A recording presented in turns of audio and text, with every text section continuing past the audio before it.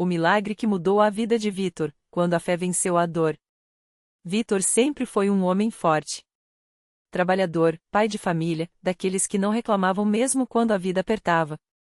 Mas havia uma coisa que ele não conseguia esconder: o desespero nos olhos. Há 3 anos, sua filha mais nova, Sofia, de apenas 9 anos, sofria com câimbras noturnas tão intensas que a faziam acordar gritando de dor. Não eram aquelas câimbras comuns, que passam com um alongamento ou um pouco de água. Eram contrações musculares violentas, que deixavam as pernas da menina rígidas como pedra, os dedos dos pés retorcidos, e o rosto banhado em lágrimas. Os médicos haviam feito exames, receitado remédios, mas nada adiantava. É estresse, ansiedade, talvez falta de magnésio, diziam. Mas Vitor sabia que era algo mais. Algo que a medicina não conseguia alcançar. As noites eram um pesadelo. Sofia acordava chorando, segurando as pernas, e Vitor, impotente, só conseguia massagear suas panturrilhas enquanto a filha suplicava: "Pai, faz parar, por favor, faz parar." Ele já havia tentado de tudo: chás, pomadas, até amarrar um pano quente nas pernas da menina, como uma vizinha havia sugerido. Mas a dor voltava, sempre. Até que uma noite, depois de mais um episódio que deixou Sofia exausta e Vitor com o coração partido, ele ouviu a esposa, Carla, sussurrar entre lágrimas: "Precisamos de um milagre." Foi então que a irmã de Carla, Tânia, que frequentava a Igreja Universal do Reino de Deus, ligou. "Vitor, vocês já tentaram tudo do jeito de vocês. Agora é hora de buscar a Deus. Venham domingo à noite. Tem uma corrente de oração poderosa, e eu sei que o Senhor vai ouvir." Vitor, que nunca havia pisado em uma igreja evangélica, hesitou. Oração? Como que oração vai tirar a dor da minha filha? Mas o desespero falava mais alto. No domingo seguinte, eles foram. A primeira coisa que chamou a atenção de Vitor foi o som. Não era aquele silêncio pesado de velórios ou missas que ele conhecia. Era um louvor vibrante, cheio de palmas, vozes unidas cantando com força: "O Deus que faz milagre está aqui." As pessoas levantavam as mãos, alguns choravam, outros sorriam. No altar, o pastor, um homem de voz firme e olhar penetrante, falava sobre fé. Deus não é um Deus de meia solução. Ele é o Deus do impossível. Mas é preciso crer de verdade, sem dúvidas. Vitor sentou-se no fundo, de braços cruzados, cético. Mas quando o pastor começou a chamar os que precisavam de um milagre para virem à frente, algo dentro dele se mexeu. Carla puxou seu braço. "Vamos, Vitor. Não custa tentar." Relutante, ele se levantou e caminhou até o altar, com Sofia no colo, ainda sonolenta depois de mais uma noite mal dormida. O pastor aproximou-se, colocou a mão na cabeça da menina e começou a orar. Não era uma oração suave, era uma oração de autoridade, como se estivesse falando diretamente com alguém invisível, mas muito presente. "Senhor Jesus, quebra essa maldição de dor. Liberta essa criança em nome do teu sangue. Não é doença, é obra do inimigo, e hoje ele vai sair." Em seguida, ele ungiu Sofia com óleo, fazendo o sinal da cruz em sua testa. Vitor sentiu um arrepio. Não era medo. Era algo diferente. Esperança? O pastor então olhou nos olhos de Vitor. "Você acredita que Deus pode curar sua filha?" Vitor engoliu em seco. Eu quero acreditar." O pastor balançou a cabeça. "Não é querer. É crer. Deus não age na dúvida. Ele age na fé." E então, com voz trovejante, ordenou: "Em nome de Jesus, essa dor sai agora. Sofrimento, solta essa criança." A congregação respondeu em uníssono: "Amém." Nesse momento, Sofia, que estava quieta no colo do pai, mexeu-se. Abriu os olhos, espreguiçou-se e sorriu. "Pai, não dói mais", disse, simplesmente. Vitor quase deixou a menina cair. "Como assim, filha?" Sofia movimentou as pernas, dobrou os pés, e não houve nenhum sinal de dor. "Não dói, pai." Passou. Vitor sentiu os olhos ardendo. Não chorava há anos, mas ali, diante de dezenas de pessoas que nem conhecia, as lágrimas escorreram. Nos dias seguintes, Vitor não conseguiu parar de pensar no que havia acontecido. Sofia dormiu a noite toda, pela primeira vez em meses, sem acordar uma única vez. No domingo seguinte, eles voltaram à igreja. Dessa vez, Vitor não ficou no fundo. Foi direto para a frente, determinado. O pastor falava sobre a importância do dízimo e das ofertas como ato de fé. Deus não precisa do seu dinheiro, mas Ele quer o seu coração. Quando você entrega o que tem, está dizendo: Senhor, eu confio em Ti. Vitor, que sempre achou que igreja era só para pedir coisas, começou a entender que fé era também uma troca. Uma aliança. Ele e Carla decidiram participar da campanha dos 73 dias de jejum e oração, um desafio de fé onde os fiéis se dedicavam a buscar a Deus com intensidade. Todas as noites, eles assistiam às transmissões da Fogueira Santa, onde pastores de todo o país oravam por milagres. Vitor aprendia a orar com fé, a declarar a palavra de Deus sobre sua família. Senhor, o Senhor é meu pastor, nada me faltará, repetia, mesmo quando as contas apertavam e o medo de a dor voltar assombrava seus pensamentos. Um mês depois do milagre de Sofia, Vitor recebeu uma promoção no trabalho, algo que não acontecia há anos. Não foi coincidência. Ele sabia que era Deus abençoando sua obediência. Naquela noite, no culto de testemunhos, Vitor subiu ao altar com Sofia ao seu lado. Com a voz embargada, contou como sua filha havia sido curada, como sua vida havia mudado. Eu vim aqui descrente, achando que Deus não se importava comigo. Mas Ele não só se importou como mudou tudo. Hoje eu sei, a fé não é só acreditar que Deus pode. É agir como se Ele já tivesse feito. Hoje, um ano depois, Vitor é um homem diferente. Não é mais aquele pai amargurado, que carregava o peso do mundo nas costas. É um homem de fé, que aprendeu que as batalhas não são vencidas só com força, mas com joelhos no chão. Sofia nunca mais teve uma cãibra. Dormia tranquila, corria, brincava, como qualquer criança. E Vitor? Ele descobriu que a verdadeira prosperidade não é só dinheiro no bolso, mas paz no coração. Toda semana, ele está na Igreja Universal. Às vezes, ajuda a organizar as correntes de oração. Outras, leva pessoas que, como ele, chegam cheias de dúvidas e saem cheias de esperança. Deus não muda as coisas por acaso, costuma dizer. Ele muda quando a gente decide confiar nele de verdade. E assim, entre louvores, ofertas e vigílias, Vitor aprendeu a lição mais importante: a fé não tira as montanhas da sua frente. Ela te dá forças para escalá-las. Um dia, enquanto Vitor ajudava na organização de uma corrente de oração, uma mulher chamada Marisa chegou à igreja com os olhos cheios de lágrimas. Ela carregava no colo o filho, Lucas, um menino de 5 anos que não falava desde que nasceu. Os médicos disseram que era uma condição neurológica sem cura, que ele nunca pronunciaria uma palavra. Mas Marisa não aceitou aquele veredicto como definitivo. Ela ouvirá falar dos milagres que aconteciam naquele lugar e, mesmo sem forças, arrastou-se até ali, com a última esperança no coração. Vitor a viu entrar e, sem hesitar, se aproximou. A senhora veio buscar um milagre? Perguntou, com a voz calma de quem já tinha visto Deus agir. Marisa apenas assentiu, apertando o filho contra o peito. Ele então a levou até a frente do altar, onde o pastor já estava orando por outras pessoas.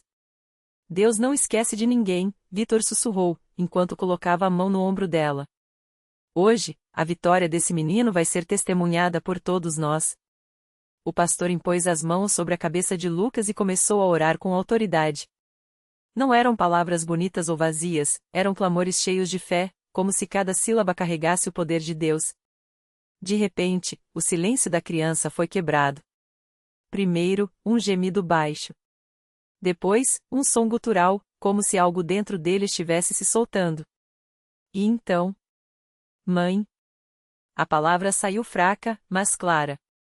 Marisa congelou. Os olhos se arregalaram, as lágrimas escorreram sem controle. Mãe, repetiu Lucas, desta vez mais firme, olhando nos olhos dela como se a visse pela primeira vez. A igreja inteira explodiu em louvor. Gritos de glória a Deus, palmas, pessoas chorando de emoção. Marisa caiu de joelhos, abraçando o filho, repetindo sem parar: Obrigada, Jesus. Obrigada, meu Deus. Vitor, que já tinha visto muitos milagres, sentiu o coração arder de uma alegria que só quem testemunha a mão de Deus entende.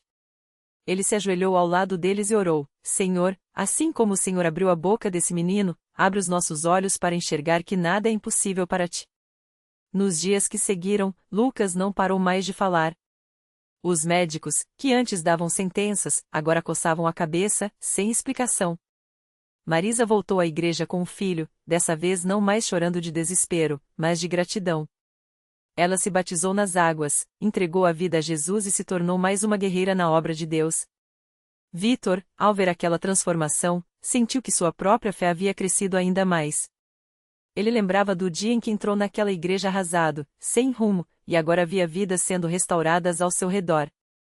Isso aqui não é religião, é poder, ele pensava, enquanto ajudava a organizar mais uma corrente. Deus não está no céu esperando a gente sofrer. Ele está aqui, agora, mudando histórias. E assim, entre testemunhos e milagres, a igreja continuava sendo um farol. Um lugar onde o impossível virava possível, onde o choro se transformava em riso e onde pessoas como Vítor, Sofia, Marisa e Lucas descobriam que, quando Deus entra na história, nada fica igual. Naquela mesma semana, enquanto a igreja se preparava para mais um culto de oração, chegou um homem chamado Antônio. Ele entrou arrastando os pés, com o olhar vazio e as mãos trêmulas.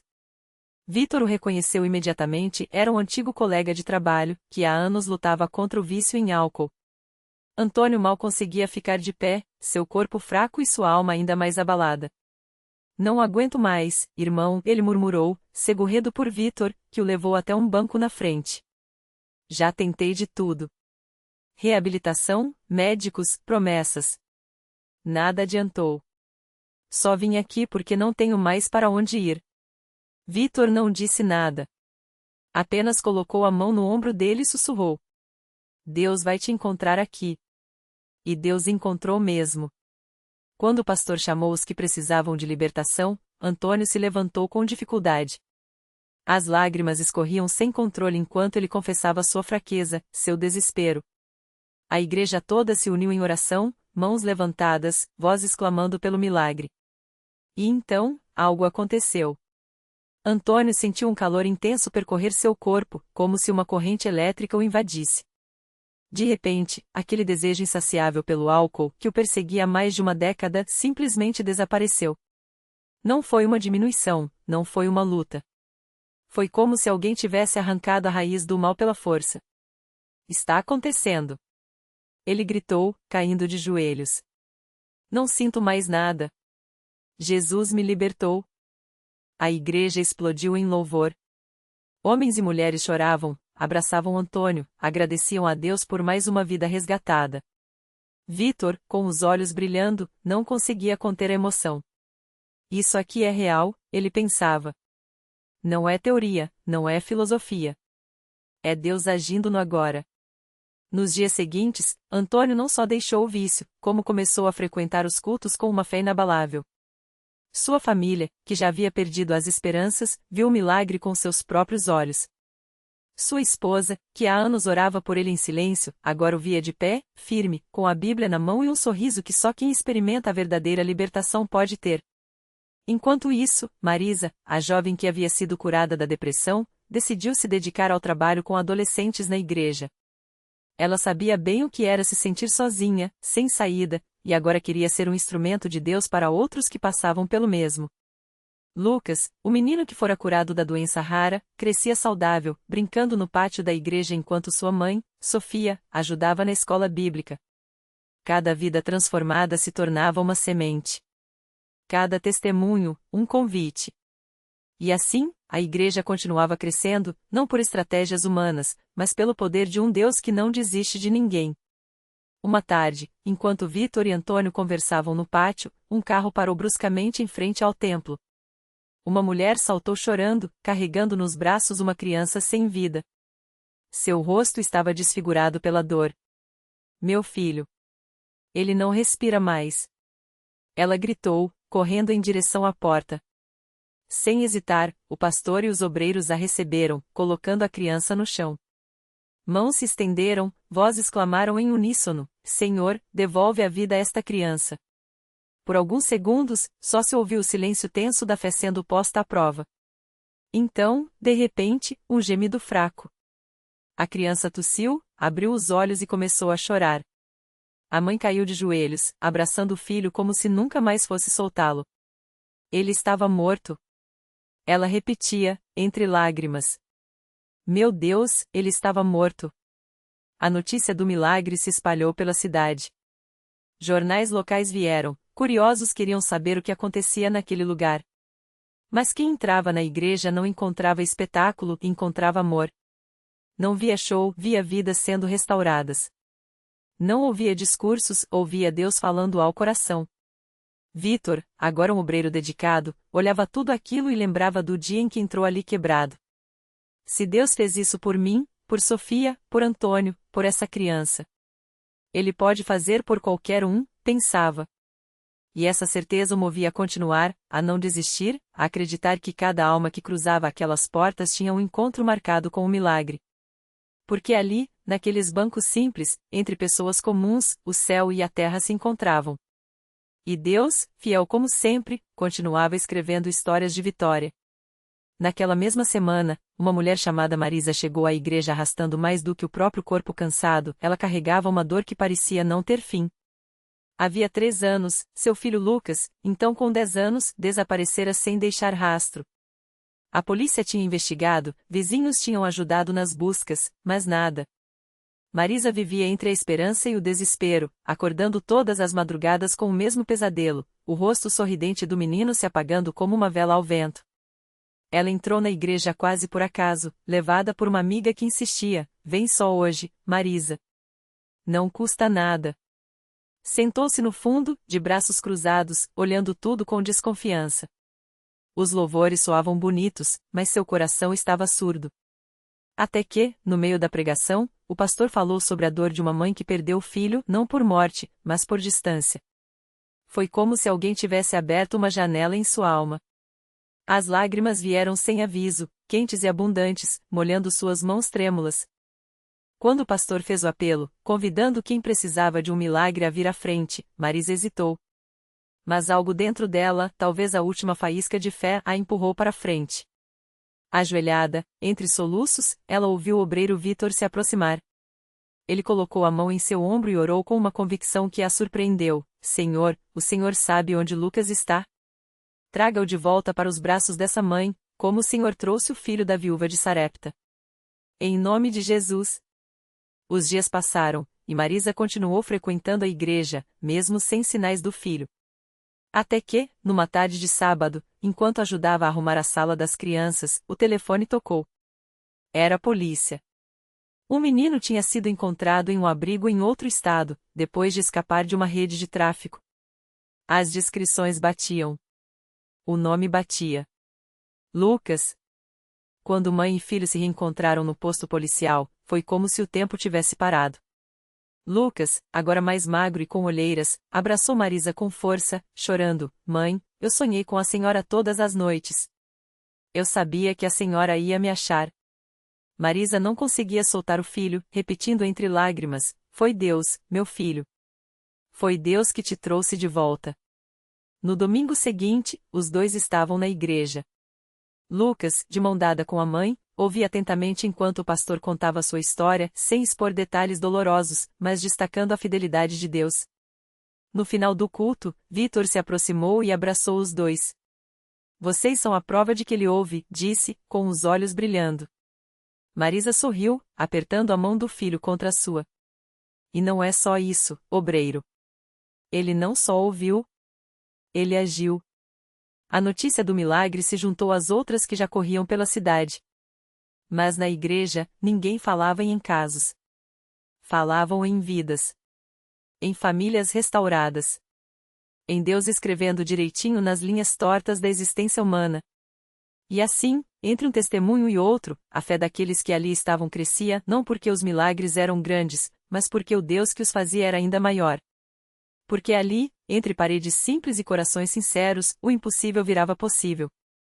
E quem entrava com uma dor, saía com um propósito, contar para o mundo que, sim, Deus ainda faz milagres.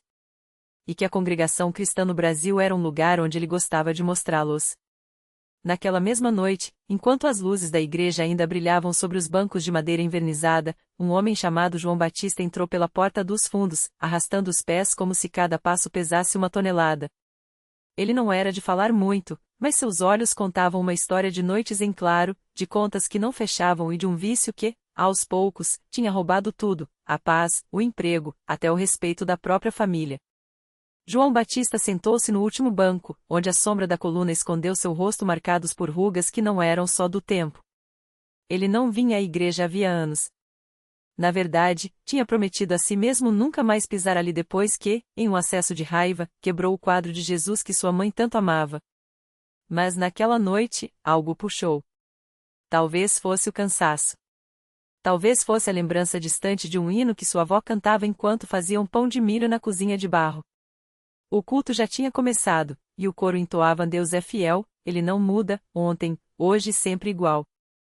João Batista baixou a cabeça. Ele conhecia aquelas palavras, mas, para ele, Deus tinha sido tudo, menos fiel.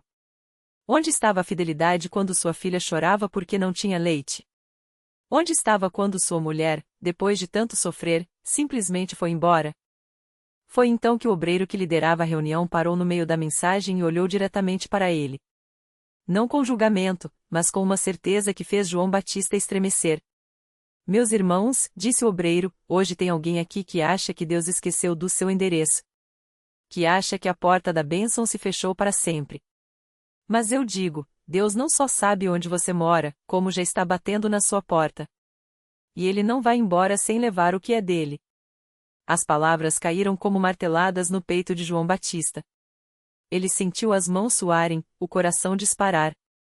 E então, sem entender direito como, ele se viu de pé, caminhando até a frente da igreja, onde dezenas de mãos se estenderam para ele antes mesmo que pedisse ajuda. Eu não aguento mais, irmãos, foi tudo que conseguiu dizer, e a voz quebrou. Não teve vergonha das lágrimas. Não teve medo do que diriam. Porque, pela primeira vez em anos, ele sentiu algo que tinha esquecido como era: esperança. Os obreiros o abraçaram, oraram com ele, e João Batista chorou como criança.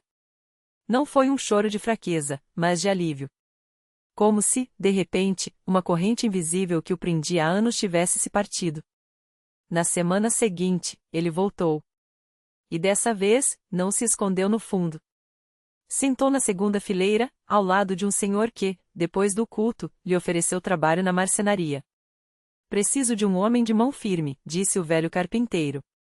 João Batista olhou para suas mãos trêmulas e sorriu, envergonhado.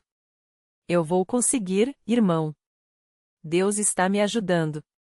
E assim foi. Dia após dia, João Batista reconstruiu não só os móveis na oficina, mas também sua vida. Sua filha voltou a sorrir quando ele chegou em casa com um saco de mantimentos. Sua ex-mulher, embora cautelosa, começou a atender suas ligações. E, nas noites de culto, ele era sempre o primeiro a levantar a mão para dar um testemunho. Eu pensava que Deus tinha me abandonado, dizia, com a voz grossa de emoção. Mas ele só estava esperando eu parar de correr. Porque aqui, nessa igreja, eu aprendi uma coisa: Deus não muda de ideia. Se ele começou uma obra em você, ele vai terminar. E não tem pecado, não tem falha, não tem passado que seja maior do que a misericórdia dele. E assim, mais uma história se juntava às outras.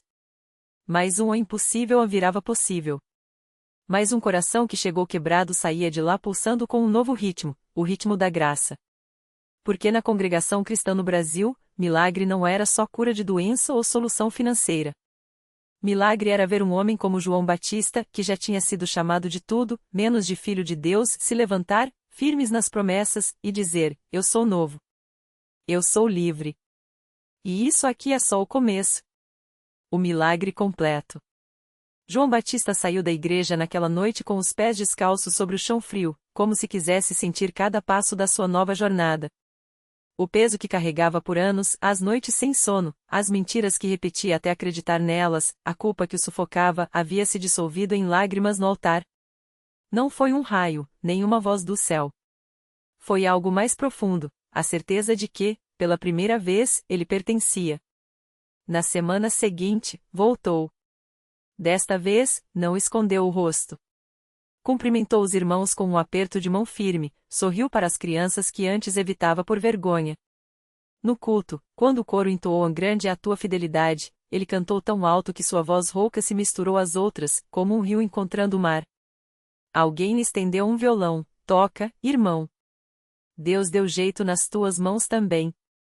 E João, que há anos não pegava no instrumento, sentiu os dedos obedecerem, como se a música sempre tivesse estado ali, esperando. O milagre não foi só ele parar de beber, ou reconquistar a família, embora a esposa, Maria, tenha voltado com os filhos, cautelosa mas esperançosa. O milagre foi ele mesmo, um homem que aprendeu a olhar no espelho sem ódio. Que descobriu que a graça não é um prêmio para os perfeitos, mas um abraço para os quebrados. Reflexão final. A vida de João nos ensina que Deus não nos salva apesar das nossas falhas, mas através delas. O seu impossível não era a bebida, a solidão ou o passado, era a mentira que ele acreditava, que não merecia amor. Mas a graça não pergunta se merecemos.